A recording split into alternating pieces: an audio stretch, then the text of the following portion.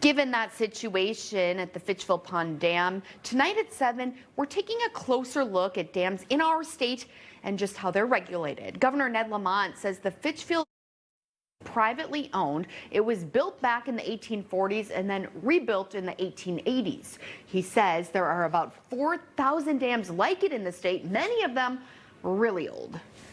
Most of these dams are private. People have to take care of them. We just put $6 million in the bond commission meeting just a couple of weeks ago to do more on our dams here at the state level and do everything you can to keep them secure.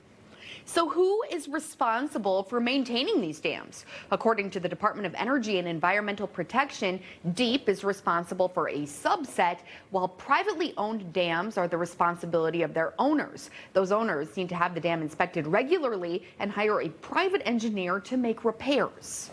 We require dam owners of high and significant hazard dams to submit emergency action plans. We review those plans. Owners who don't submit those plans, we follow up with them to make sure we get that information. The department is also adding a new enforcement position within its dam safety team. DEEP says it did an inspection on the Fitchville Dam 2 years ago. And one professor of civil engineering at Quinnipiac University says with these aging structures, inspectors really need to make note of wear and tear. You have to make sure that the concrete isn't breaking off or spalling and exposing the kind of softer steel inside. That's one of the things that goes in it. You have to be sure that it's clear of debris. There tends to be a lot of sediment buildup. If you have any kind of movable parts like, gates, sluice gates, or any kind of channels, you want to make sure that those are clear and allowing for the clear passage of the water.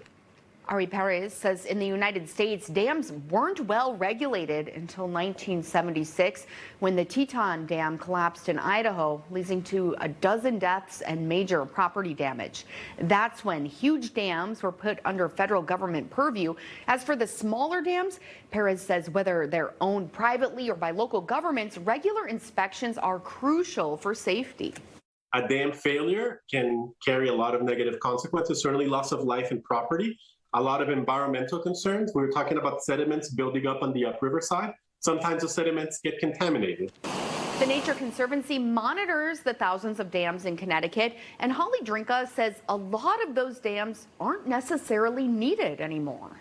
Many of those dams are from the Industrial Revolution. They're hundreds of years old, and they were built to serve purposes like running grist mills. Some of them have been turned into other forms of hydroelectric power, and they're still useful and being managed and doing what they need to for society.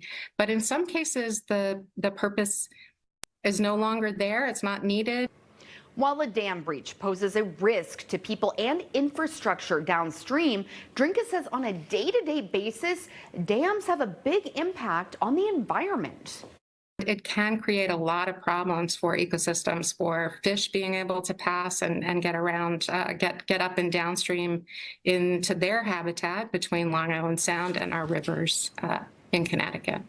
The Connecticut chapter of the Nature Conservancy recommends removing some dams where it makes sense and allowing streams to flow naturally again.